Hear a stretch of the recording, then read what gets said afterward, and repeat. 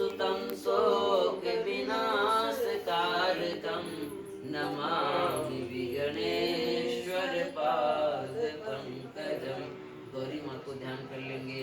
नमो दिव्ये महादिव्ये शिवाय सतत नमः। नमः प्रकृते भद्राय नियतां प्रणतये स्मताम्।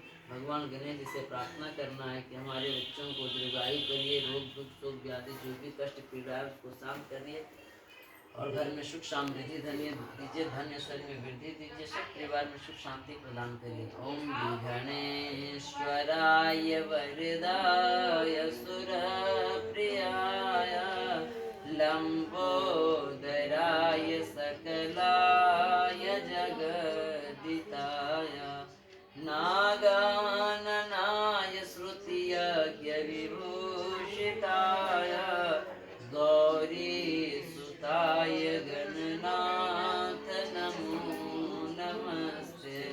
भक्तानुशान्यपराय गणेश्वराय